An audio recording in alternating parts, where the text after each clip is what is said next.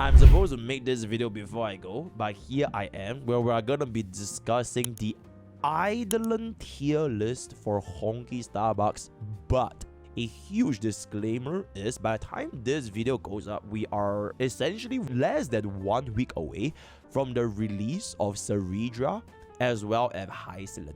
So with the inclusion of those two units, there is a good chance that a couple of things here might change as per my light cone as well as units pool value tier list, right? So take that within consideration, but without further ado, let's just jump in. First things first, the context. This is not a meta tier list. It's strictly based on should you be pooling for these items in your account, and I'm gonna be assuming that you already have set units. You, for example, if I'm talking about Scylla, you already have a E0 Scylla, you already have a E0 Jingliu, etc, etc. And if you already have these units, should you be considering getting their additional items on top of that? It is not a tier list for you to go all in from 0 to E1, right? Like if you, for example, do not own Silver Wolf, frankly speaking, for the cost of like 2 5-stars or god forbid 3 5-stars, you might as well just get a brand new archetype, because that is a lot of strategies that's going to be invested, right? So let's just jump things off right now. A couple of things that we don't really need to talk about, so we can just skip through them. E1 still, assuming you have them, really good, right? This is a really good, I think this is a very nice little benchmark to put in the middle of the category for the pool segment, namely because her archetype still works very well with regards to Acheron especially, right? You can also run her with units like Archer, you can run her with like Castorice to a certain extent. Damage amplification after the Vigor is gonna be exceptional. I could see a potential when DOT comes out, defense reduction can also be combined together, because DOT, they also make use of defense reduction. So maybe if you run like a sustainless triple DOT plus a Silver Wolf defense reduction, getting the additional energy from the E1 is gonna be quite nice. E2, I would say this is strictly if you want to all in on Acheron, you skip Jiaoqiu and you already got yourself a Cipher, you can consider the E2, but I would say it's nothing too crazy, because the main thing is generating the stacks from the rest of your teammates, right? Other than that, for the amount of value over here, E1 is gonna be at a higher baseline compared to E2. Also, I'm not gonna be reading chat. If you guys have any comments based on the your opinions based on the Eidolons pool value, feel free to just start war in my chat as well, the comment section. I'm sure everybody will be having a very peaceful and happy discussion, if I say so myself, right? Alright, loaded chat is gonna be cooked. Blade E1, you would never want to pull this, but honestly speaking, if for example you're like box 2 and you pull for like Archer's banner and you lose your 50-50 and you got yourself an E1 blade, I wouldn't complain about it, because E0 to E1 blade, if you got it for free, like if you got a free E1 blade on top of guaranteeing you for the next unit, is a pretty nice item. But I will never specifically go out of my way looking for an E1 blade, if I can say so myself, right? So that is gonna be that. Kafka E1, I would say this is actually not too shabby, only if you want to consider playing DOT, right? I'm a little bit more conservative for Kafka's items, because technically speaking, these two, they are huge damage amplifiers for the entire DOT archetype, assuming they are going to be sticking with Kafka for every single DOT. But there are two things I would say why they're not going to be that high. Number one, if Hyacine is going to be super giga strong and they want to further amplify the DOT archetype, I'm not sure if they are going to be replacing a sustainless run with another of the pop, or they just come with a better Kafka. Because with that Kafka, even though she just got reworked, she's like a grandma at this point. She's a baba, right? And I'm a little bit more skeptical where if they want to further improve DOT, they might just release even more stronger DOT units. And at that point, because team building HL is only limited to a team of 4, I'm not too sure if it's gonna be that future proving, right? So if you do want to see like maximum benefits, I think these two are not that bad. But even still, the second reason being is not that game changer as well. It's just a little bit more of additional damage amplification. But I will feel that for an Eidolon's highest value, I think we have a MrPokke's Eidolon's seal of approval. It's either gonna be action value, it's either gonna be energy, or it's either gonna be your damage multipliers, right? These three are fundamentally one of the biggest changes you can make, mainly your action value as well as your energy, right? These two are like super important for having additional actions or additional or skill points. Skill points also super nice, right? Okay, this guy, ooh, you know what? I'm gonna put him here, right? E2 deal, you know what? I love E2 and all that, but maybe bro gets buffed. And if he gets buffed, I can see E2 deal going somewhere over here, right? But for now, where it stands, it is what it is, right? Maybe one day we get buff, it's gonna be quite nice. Fusion, same thing as Blade. If you got an E1 Fusion, I wouldn't complain about it. It's a pretty nice 0-30% crit damage. If you're still going to be running Mono Quantum or you have no other sustains, having a flat 30% crit damage buff for the entire team for almost like for free, if you lost 50-50, is fine. But I would never intentionally go ahead and pull for an E1 Fusion. Same for the E2. This E2 is basically a global passive, right? This was global passive back in those days, except you have to run Fusion on your team. Same thing as a E2 Huohuo, same thing as a Bailu or the additional health from an E6 Bailu, right? So if you are having issues sustaining Fusion, which I don't think most players should have, you probably wouldn't see this E2 being played that much, right? Jingliu, somewhat similar to Blade. If you got an E1, great. If you don't get it, it is what it is. But all these rework units that are going to be getting from the 50-50 pool, if you lost your 50-50, they are not too shabby Eidolons to have. Topaz E1, good, not that crazy. Actually, you know what? I'm a little bit over here. Not really because of Topaz, but it's just because I don't see that much play with her anymore. At least for Silver Wolf, she sees a lot more play compared to Topaz. And from like a value perspective, I would much rather just save the Stellar Jades for like an E1 Topaz, perhaps for another signature Lycone or like a DPS Eidolon upgrade for upcoming DPS within the follow-up attack or as the single target burst damage, right? But for now, it might just not be that worth it, unlike her signature Lycone. E2 Topaz, I swear fucking God, I got this E2. I feel like it changes nothing.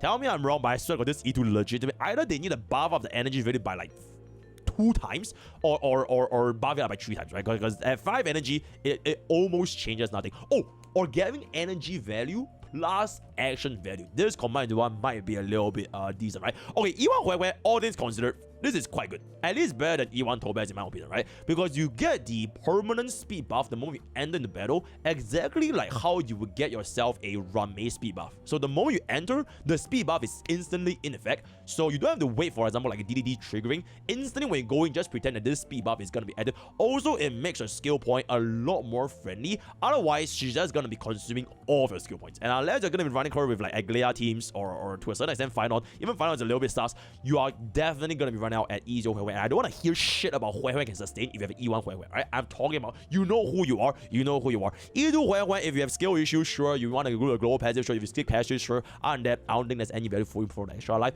This guy, I don't know who the fuck he is, so let's just skip this guy. E1 Ruan Mei, I wouldn't pull, but if you're a break team user and you have an E0 Ruan Mei and you know that you're never going to be using a golden token for anyone else, I don't mind exchanging for an E1 Ruan Mei, assuming that she's always going to be a break team, because the 20% defense reduction, it stacks on very nicely with every single break DPS. Every single 4-piece cavalry, 4-piece, whatever the fuck, the signature Lycones, Item ones, defense reduction stacking on a break team is very, very important. So if you want to get this, I think this is pretty good value. I will never pull, just wait, and eventually if you can exchange, I will get myself an E1 Ruan Mei. But E1 is where I would stand. This E2 is like way, way, way, way worse, because this is absolutely fucking useless for any break team. And nowadays, you pretty much only run Ruan Mei with break. Actually, you know what? I'll put this nah, I will never pull, right? These two I will never pull, but E1 is way, way, way better than E2. But I will personally just say my strategies, right? Daughter ratio, who? Okay, E1 Black Swan, I would say this is around the same category as Kafka. Very, very nice damage amplification, but same thing as Kafka. If they are going to be updating the DOT threshold into more units coming out in the future instead of focusing on the old units, then I would like to see what are the possibilities that the new unit is going to bring, unless Hyacine is going to be a Black Swan scenario where she's the only DOT introduced in version 3 and then they're going to force DOT for the next 1 year. And if that's going to be the case, do you really, really want to vertically invest in DOT? Because I feel like DOT as a whole, they're just like the forgotten, they're like the middle child. They're like the middle child for every single patch. MiHoYo gives them like one update where they feel like absolute gods, and then for like within one update, poof, they go away again, right? So, me personally, I'm gonna be a little bit more conservative, but if you love DOT, E1 Black Swan is really, really nice. E2 gets a little bit more Arcana stacks in the area environment. I wouldn't think it's gonna be that crazy, right? Okay, Sparkle E1, nah, I'm good. Sparkle E2, really, really not too shabby, especially with a lot of different quantum DPS. You wouldn't feel this 24% defense penetration until you stack it on, for example, your 4-piece Genius, your Silver and everything. That's when you see, oh my god, you stack on to 100% true damage, not true damage, true defense ignore. It goes up by a lot, but in the vacuum, 24% by itself is not that crazy. To be fair, this E1 is also not that bad because I believe it extends the duration of ultimate by 1 more turn, so you have a little bit higher uptime, but you shouldn't face that much of an issue since your ultimate should almost always be enough within the 3-turn ultimate rotation, right? So that's gonna be that. Acheron E1. Okay, I think back in 2024, or like the start of Acheron's banner, this E1 is really, really good. because 18% crit rate is 36% crit value, which is a shit ton of crit rate. So in the earlier days when people don't really have enough good gears, I think this E1 it helps a lot of people build like a way more usable Acheron. But nowadays, after like it's been a while, right? It has been a long ass time, and you really have enough crit rate, or you have like a Sparkle S1, you have a Full Xuan, you run all the kind of different ways to buff your crit rate. I would say this is not gonna be as important anymore, so probably somewhere over here. But I wouldn't say this is all the way towards this category, because E2 Acheron is still a really nice improvement if you still want to play Acheron, right? So if you are gonna be an Acheron main, let's just say you really got yourself the E1, get in the E2. If you still want to play Acheron, very straightforward vertical investment. But I would say between, like, for example, an E2 Acheron as well as an E1 Silver Wolf is gonna be a little bit more universal because you can still use her outside of the Acheron team. But I would say this is gonna be, oh my god, and there is Sarah of the Lake. E2 Acheron is completely fucking useless. Alright, so E2 Acheron is completely useless. Ignore me, right? Me personally, I think it's gonna be fine, but Sarah thinks this E2 Acheron changes nothing. We're gonna go on to E1 Aventurine, which I think is kind of whatever. I think Aventurine either is not gonna be as important. If you get the E2, it's gonna be a free rest down on the base attack, which is quite nice, but I feel like it's just way too expensive for E2 Aventurine. Getting the S1, which gives you additional debuffs on the stacks, that's okay. But for the E2, just for the rest down, and it's not even that hard of a rest down, I don't think it's gonna be that crazy. So that's gonna be that. Okay, boom. I think this E1 Barbarian is gonna be our first poo category. I would say she would only be poo if I can see her getting used a little bit more outside from the scenarios, right? To be fair, a lot of the recent DPSs, we see a lot of play, alright? She has been used with Herta, she has been used with Phainon, she can be, I mean, if you really want to use it with Mydei, I guess, but like, I would never recommend it, right? I would say this E1 Barbarian has been looking pretty nice. I am just more conservative for a version 2 Harmony, because literally the only reason why is because of Saridra, right? Saridra is coming out, and every single time whenever a Harmony unit comes on HSR, it changes everything, right? So I don't want to be saying like, okay, Barbarian is gonna change everything, because whatever Harmony unit comes, the whole game would revolve around said Harmony. So until we see what Saridra actually does in the live stream, I wanna be more conservative for all of the Harmony support items that we are gonna be getting. That being said, if you have an E0 Barbarian, you really can't go wrong getting this E1, because it's straight up a 24% res down. And I think there are only a few units that can actually rival this E1 Barbarian, if I can say so myself, right? E2, I would say energy regeneration is quite nice. Some say this changes everything because it gives you the additional energy. Some say it gives you the additional speed thresholds. But I would say that your life can go on without it. It's not that bad. At least not as crazy as compared to the E1.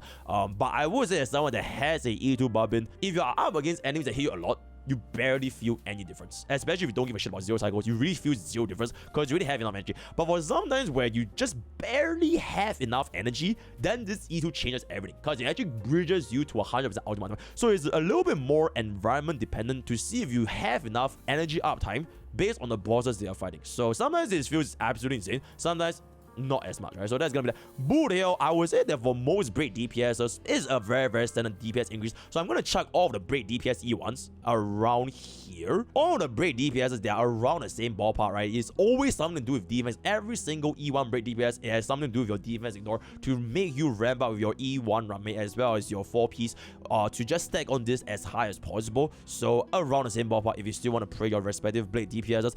E2 Boot Hill is pocket trick shot, E2 Firefly is the additional turn, and then E2 Rapper, I'm gonna be so for it, I completely forgot what E2 Rapper does. But I would say this okay, can we just agree this is probably like the highest valued E2 break DPS? No? Yes? Okay, so I'm just gonna put this somewhere like this so we can just be a little bit more like E2 Firefly is the break DPS, right? Is the break. If you can choose an E2 break DPS, you are probably gonna be choosing E2 Firefly, right? So I'm gonna put, okay, actually, you know what? E2 Firefly feels a little bit stronger than E2 Acheron. Yep, I'm gonna put this over here. Bada boom, bada bing, bada bang. We're gonna move on. Jade, I don't know, man.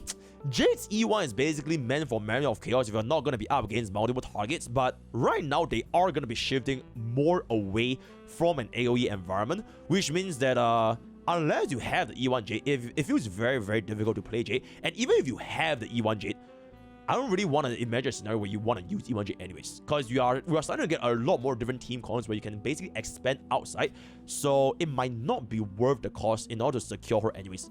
Worst come to worst, just run your E0J into pure fiction, and then you can just build up a different team formation of chaos, right? So I would say this is not going to be that crazy anymore. Same thing, I can't even remember what E2 does, because she's such a forgotten unit, so it is what it is. This is Yunli. Okay, Yunli E1, I would say this is a very, very nice DPS, right? Basically, one of the higher echelons of a DPS increase. E2 is a defense ignore, which I don't think is going to be that crazy since, like I mentioned before, Yunli's team doesn't really stack on a lot of defense ignore, right? Okay, I'm just going to put this over here because you're basically running either Babin, RMC, Sunday, running with Huohuo, and that's pretty much it. So you don't really have an opportunity to stack on this defense ignore, at least compared to the E1. So for DPS, getting this is going to be more than sufficient. Oh my god, Jiaoqiu. I think, okay, it's not even a bad thing, because if a unit is completely fine at E0, then why would you want to bother getting more item investments, right? And if you are playing DOT, I would say you could consider E2 Jiaoqiu, but we're gonna be getting Hyacine. Unless you run Quadra DOT with Hyacine, E2 Jiaoqiu, E1 Black Swan, E2 Kafka, that could be considered. You want to go for a sustained Quadra DOT. Other than that, I don't think getting an E2 strictly for the DOT damage aggravation is gonna be that worth it, right? In any case, I think E0 Jiaoqiu is completely fine, so that's gonna be this is gonna be, you know, and there it is. Exceptional, right? Okay, anyways, E1 Lingsha, I would say this is also one of the similar format for all of your break DPSs. You have the additional break efficiency as well as the defense ignore. So if you're talking about damage amplification, I would think this is pretty okay. But I'm actually not gonna be ranking this that high. Why? Because most of the people, if you want to get the best results from a break DPS team, you don't even run a sustain anyways. So the cost that you have invested into Lingsha, you could have just run HMC, sustainers, bada boom, bada bang, and then get a job over and done with, right? If you do want to run a sustain, then E1 Lingsha is gonna be a pretty decent damage aggregate. But if you're gonna be running E1 Lingsha, you might as well kill your break DPS and just run Lingsha DPS with HMC, Ruan Mei as well as Fugue, right? So up to you, but I think this E1 with the break efficiency and defense break is gonna be quite nice. E2 Lingsha, I think, is a little bit of an overkill, a little bit too expensive, so it is what. Okay. I have been waiting my whole life activating the E1 Sunday. It's just that I will activate it one day. And this day is going to be coming very, very soon. The moment I get my hands on Ceridra, I can finally compare the power of a E0 Sunday versus E1 Sunday versus E0 Ceridra. So until that day happens, I'm going to chuck him in like, okay, somewhere around here because I can't really evaluate. Essentially, it's 16% defense ignore, jumping up all the way to 40% defense ignore if you have a summon.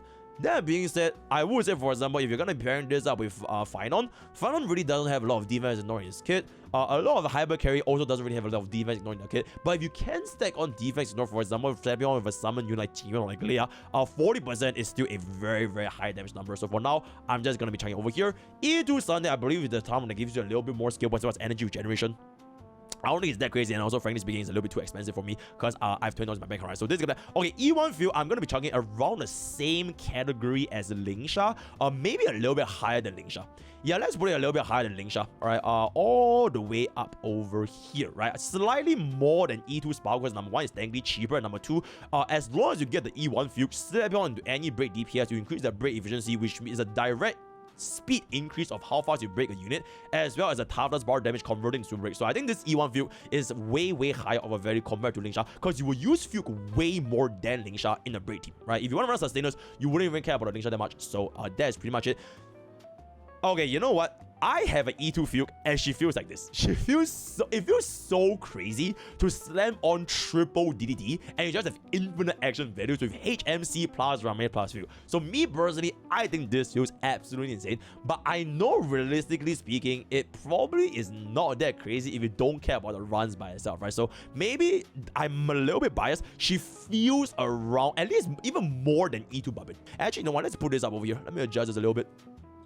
Me personally, her E2 feels absolutely insane, but I don't think anybody needs to consider her E2 because it is very, very expensive, and to be fair, it is a break team, which is like a sunset team where the efficiency as well as their usage and end content is not gonna be as prevalent compared to the more recent thing, right? But from a bias perspective, I think this E2 feels very, very nice. Is this D Herta? Okay, E1 D Herta is kind of like a stepping stone, but it's not that bad for E1 DPS, but this E2 is pretty damn good. I think it's gonna be the tip-top Acheron with regard regards to a E2 DPS, if you want to vertical invest in a D Herta, like you all in D Herta, I don't mind putting it over here, right? This feels like a very, very strong E2. Same thing for Castorice, same thing for Phainon, right? All these version 2 vertical investment Eidolons all the way at E2 is great. The problem is, which is also kind of like why I'm putting it here, is because it is an E2, which means you're spending essentially 3 5-star worth of units to get a unit all the way to E2, which means you could have technically ran an E0 DPS plus 2 separate E0 supports, or 1 E0 DPS with an E1 support, and that E1 support can be used a lot more universally, considering whichever support you're like E1 Tribbie or E1 Puppet, right? So because of that, I'm a little bit more, if the E1 and E2 swap, oh my god, then I think I can be very, very safe ranking over here. So I'll put this over here. Same thing for essentially, where the hell is, okay, I'm gonna just remember that. Okay, E1 Aglaea, very, very nice. Probably over here actually, because it's technically way cheaper compared to Babin, Firefly, and E2 Acheron. With the inclusion, considering that you have Babin as well as Sunday, I think E1 Aglaea absolutely clap cheeks. In fact, you know what? I'm gonna put this over here because I really, really like the way that Aglaea plays. So that's gonna E2. I don't think it's gonna be that crazy. So probably somewhere around here for an E2. It's gonna okay. I don't think we need too much of an explanation. E1 Teep is E1 Teep. If you don't understand how E1 Teep works, check out all the videos for the past like 6 months when she came out. E1 Teep, E1 Teep, blah. E2 a little bit too expensive for not enough bang for buck. I would say it's not that bad, so probably somewhere over here. It is still a very nice DPS increase, and since you're using this team like almost everywhere at this point, especially if you're going to be running the tricycle team, it is still raw damage increase, is still raw damage increase, right? But I wouldn't say it's going to be as, not even close compared to the worth compared to the E1. So that is going to be that. Is that Mydei? Okay, E1 Mydei, absolutely fucking diabolical. So probably somewhere, okay, I feel like I need to adjust this a little bit because E2 Acheron does feel quite expensive. So let me adjust this. Okay, give me 1 second. Probably somewhere here. And Firefly is probably somewhere, because I need to think about the cost, right? The cost is quite expensive to verify this. So E2 Firefly is here, E2 Acheron is here. Babin can be a little bit. E2 Babin is not that great. Yeah, I would say that for Mydei, if you're gonna be running a Mydei main DPS, E0 and E1 Mydei, it changes a lot, right? E1 basically turns into an erudition DPS with ridiculous damage multipliers, and if you're gonna be running him with the tricycle, with Sunday and everything, I think this damage potential is gonna be quite nice. E2 Mydei is kind of probably somewhere around here, if I can say so myself. So that's pretty much it. Is that Castorice? Oh, no, that's bro. I almost couldn't recognize Castorice Eidolons. You know why? Because I don't have Castorice, guys. I don't even know how Castorice Eidolons look like, right? So as a moral player, I legitimately forgot this was Castorice. So E1, I think we all know by now, this E1 is more or less like a stepping stone towards the whatchamacallit, E2. And if you do get an E2, bada boom, bada bing, bada bang, I think it is gonna be the around higher caliber than Herta, but you know, one of, if not the strongest E2 items or for DPS in the game. E1 and E2 Anaxa, I feel like he suffers sort of a similar situation compared to Jiaoqiu, where he's completely viable at E0. E2 is a very significant damage increase because this basically means it's a true weakness implant, whereas weakness implant gives you the rest now. But it's an E2, which I think is just a little bit too costly. So I think generally speaking, I personally wouldn't just pull for the E1. And because this is going to be an E2, I'm going to be chugging over here. But if they swapped around, I would say this E1 is probably around this category, right? Perhaps even this category. But unfortunately, you know, E2 is E2, so it is what it is. Alright, W, yeah. Not just because of the fact that, you know, you can basically run her in almost every single team and she's one of the most combo sustained in the entire game. This is a direct damage increase if you're gonna be slamming this on with Castorice as well. And Hyacine plus Castorice plus Teep is like this game's one, right? They are like the LeBron. They are the LeBron of Honkai Starbucks, at least until if Cerija comes up with Phainon. Maybe Phainon Cerija could potentially challenge Castorice, Teep, and Hyacine. Until that happens, E1 Hyacine is really good, but I'm gonna be raising down, okay, maybe a little bit lower here, right? Because maybe you don't really care about the E1 damage. I think it's understandable compared to E1 Babin, so I'm gonna leave it there. This is basically just for the speed demons. And frankly speaking, it doesn't really change that much. It technically does improve your outgoing healing because she converts the excess speed into additional outgoing healing, which is a very rare stat because you cannot get any outgoing healing from a subset. But I don't think it's gonna change too much, right? It technically helps you rotate a little bit better. But for E2, I'm just gonna be chugging it a little bit over here. Is that Meow Meow? Yeah, there is Meow Meow. E1 Meow Meow is really fucking good. Probably the top of this list. But the thing is, Meow Meow just suffers a little bit of a situation where her banner is at a very bad timing in between, I would say, the previous big booms DPS with Castorice, Hyacine, as well as the fake collab. So most casuals probably wouldn't even think about putting Meow Meow in the first place. So Cipher is one of the worst performing banners in HSR history. So before you even consider E1 Meow Meow, get Meow Meow first, right? So until that it happens, I'll probably re-review Cipher again when her popularity goes up and people see how strong her kit actually is. But if you do get E1, it's gonna be fine. E2, I think, is a little bit of an overkill. Not gonna be that crazy, but it's still not too shabby, if I can say so myself. Right? Is that Phainon? Okay, E1. Same thing as Acheron, it is basically a stepping stone towards the E2. And then once you get this E2, I'll step out around the same league. I think between this and Castorice and Herta, they are very similar, and it really just depends on like how the endgame environment is going to be shifting, right? So if they're going to be tailoring more back in towards the AoE environment, I could see this going up, right? And if they give us more vertical events for Herta teams, like outside of Anaxa, I could see Herta going up, right? Other than that, as of right now, this is technically the strongest, right? E2 Castorice with Hyacine, with Teep, is technically the strongest. But when Ceredra comes out and puts Phainon in another league, it's gonna be Phainon, right? But at the end of the day, it is a DPS Eidolon, and I'm always more conservative when it comes to a DPS. So that is gonna be there. Okay, collab banner Eidolons.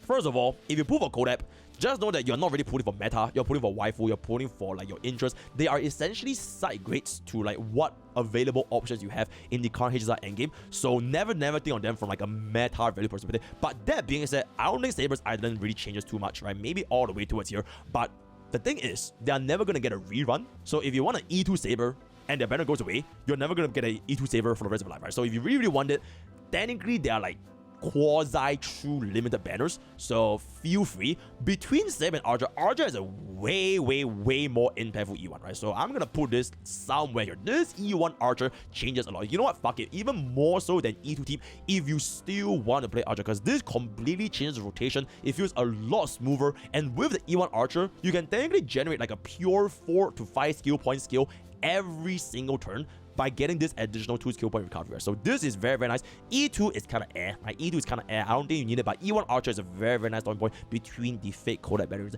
And with that, chat, before we wrap up, any violent objections? I've been yapping all the way to myself, and that was really fast. Any violent objections aside from Phase Xiao? Why E2 Saber and EK? That's a great question. No, we did not consider any of the E4 and E6. E2 Acheron is too high. Alright, aside from E2 Acheron is too high, E1 Archer is a must pull. You must pull E1 Archer. Okay, E6 Kita Sun Black. E1 Archer not in pool is crazy. Okay, fine, guys. You know why it's not in pool? Because it's a fucking DPS. And the last time you recommend people a DPS Eidolon, people bitch and whine and cry like, oh my god, why is my E1 DPS power crap? And then what the fuck am I gonna do? You know what I'm saying? I'm literally thinking about the future, bro. You think E1 Archer is still gonna be relevant like 1-2 years later? Hell nah, little bro. So I'm literally thinking about the community, bro. E1 Huohuo is too high because Huohuo can't sustain for shit. Ooh. Put special mention to E6 Saber to pull just because it's a funny DU buff. Unfortunately, we have no E6 Saber. We have no E6 over here because this is a relatable Eidolon tier list, right? A Clappy Phase Xiao is too high, jump off little bit. How can you rank casuals if you didn't pull it? I played the fucking game, right? E1 Aglaea should be slightly higher considering that it is an E1.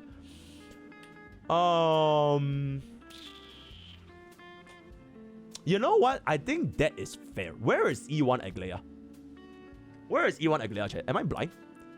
Okay, E1 Aglaea is pretty fucking high, my man. This is pretty fucking high for E1, right? Hell nah. I think this is completely fine. Anaxa E1 with quantum set is really good. Nah, not worth it. Not worth it.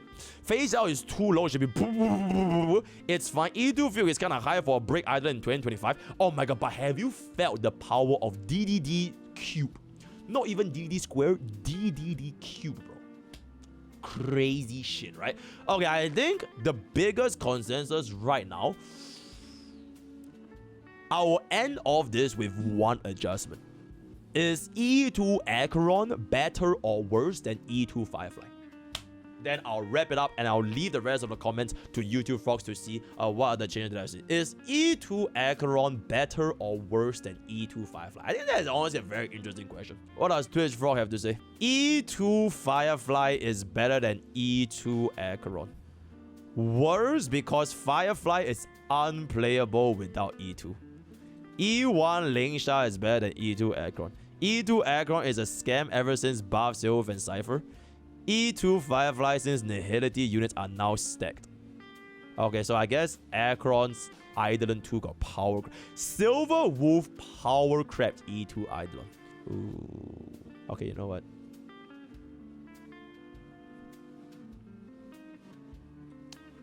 Alright. I'll wrap up this list over here. So with that, we have come to the end of today's content. Let me know what you guys think below. Word of the day is gonna be MLB Kira-san Black. Join Twitch, join YouTube, join Discord, join Twitter. No war, no peace, all love, peace, happiness. Let me know what you guys think of the Eidolons. Patreon is gonna be our anime reads. Use code POKE for 10% off our gamers up, and I'll see you guys next time. Bye bye.